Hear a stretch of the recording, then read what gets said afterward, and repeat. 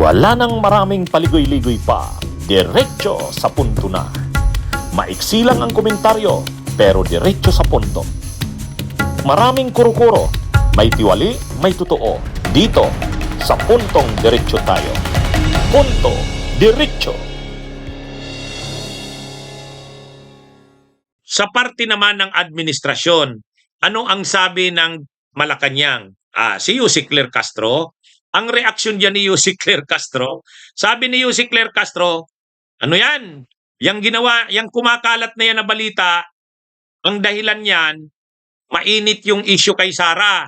Talagang nadurog si Sara doon sa confidential funds. So, sabi ni Yussi Claire Castro, para ma-divert ang attention, mawala yung, ma-distract yung focus ng tao. Hindi yung tungkol sa confidential funds ni Sara ang pinag-uusapan.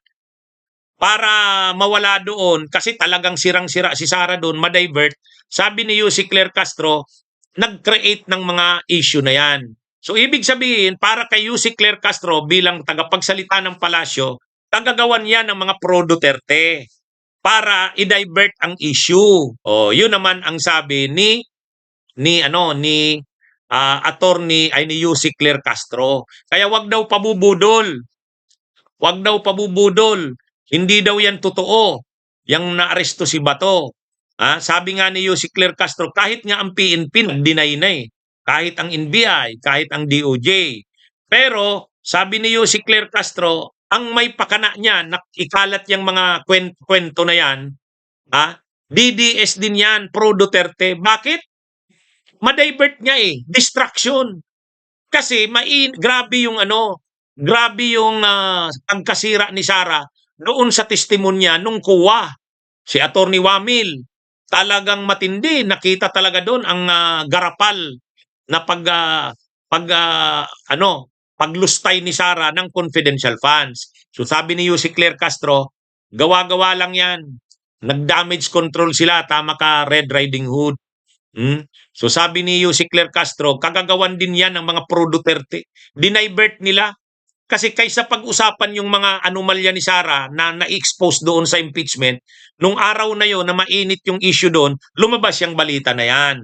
Ang nagkalat niyan, mga pro-Duterte din. O yan naman ang bersyon ni Yussi Claire Castro. O nga mga kabunyog so pinapakita ko sa inyo yung iba-ibang mga versions eh. Version ni Harry Roque. Sabi ni Harry Roque, totoo yung sinabi niyang may nanghudas. Sabi naman ni Torion, duda daw siya sa mga nagpakalat na nahuli na si Bato.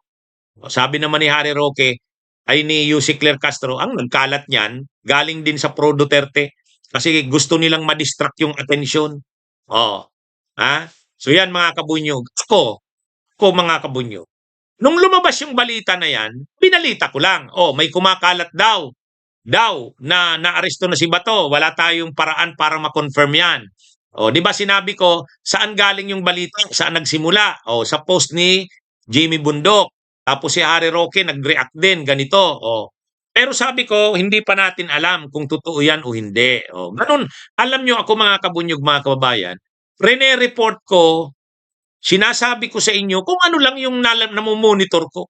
Hindi naman ako sasakay sa mga mga kabunyog, ganun ako. Gusto ko rin munang ma-verify ano ba talaga ang totoo. Kaya sasabihin nyo, medyo nahuhuli ako sa balita. Yes, medyo nahuhuli. Pero kasi ayaw ko namang sakayan ang balita. Ayaw kong sakayan yan para lang sa content. Di ba? Si Kabunyog Boyet Potenciano, nanonood sa atin sa San Diego, California. Ako, kahit hindi ako mainstream media, kahit hindi ako journalist, broadcast journalist, pero nagsiset din ako ng standards. Kasi may pananagutan ako sa inyo eh. Ano mang sabihin ko sa inyo, ano nyo to, i-consider nyo yung mga sinasabi ko. Kaya mga kabunyog, mga kababayan, nagkikwento ako sa inyo nung mga nalalaman ko lang. Katulad ngayon, anong sinabi ko? Sabi ni Harry Roque, ganito daw. Sabi naman ni Torion, ganito daw. Sabi naman ni Yussi Claire Castro, ganito daw. Di ba? Kinikwento ko sa inyo. Kayo na ang kayo nang bahala na mag-decide niyan. Yan. Kaya sabi ni Kabunyog Rinaldo Gonzales, that's why we always watch you, attorney. 'Di ba? So ganun ako mga kabunyog. Hindi man ako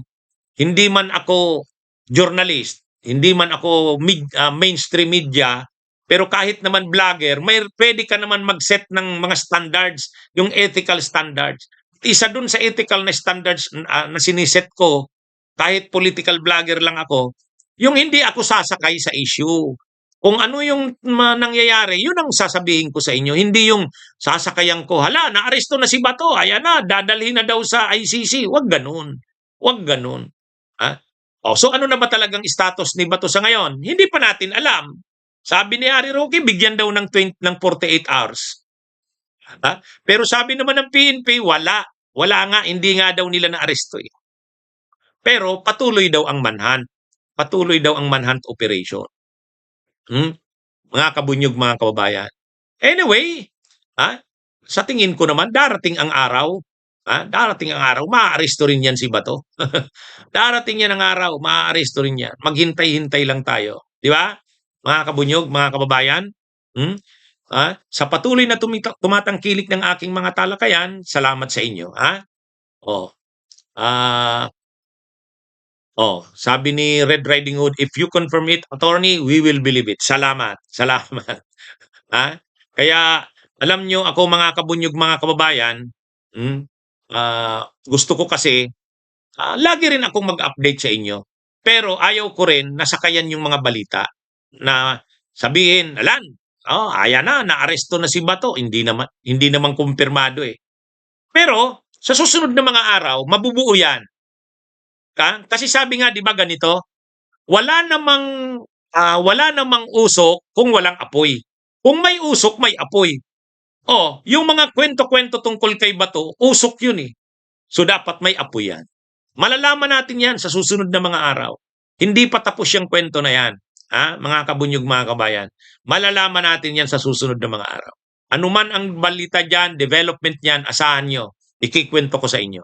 Kaya lagi niyong subaybayan ang aking mga talakayan, mga kabunyog, mga kababayan. Salamat sa pag-appreciate ninyo sa aking. Alam niyo mga kabunyog, alam niyo, pag naglalakad ako sa SM, kung saan may magsasabi, Attorney Enzo, follower mo ako, salamat. Lagi ka naming pinapanood. Alam niyo, nai-inspire ako na magtalakay ng ganito. Kasi sa tingin ko, nakakatulong ako magbigay ng tamang information. Tamang information, tamang analysis. Mga kabunyog. Mamayang gabi, kami ni Attorney Howie Calleja sa Dos Compañeros. Abangan nyo mamayang alas 7 ng gabi, mga kabunyog. Sa Saturday naman, kami naman ni Ronald Llamas, Dos Amigos naman. Okay? Okay? Sige mga kabunyog, mga kababayan, sa mga si Cecil Yander, Ernesto MW7AW, si Kabunyog Hubito Luterte, Kabunyog Fernando Bataan, mga kabunyog, Sani Gasias, shout out sa inyo, mga kabunyog. Okay, magandang araw sa inyong lahat, mabuhay po tayo. Bunyog, bunyog, halikan na kasama ka. Bunyog, kapag buklod ay may pag-asa. Luzon, Visayas, Mindanao, isa ang pananaw. Sa bagong Pilipinas ang bunyog isisigaw. Bunyog.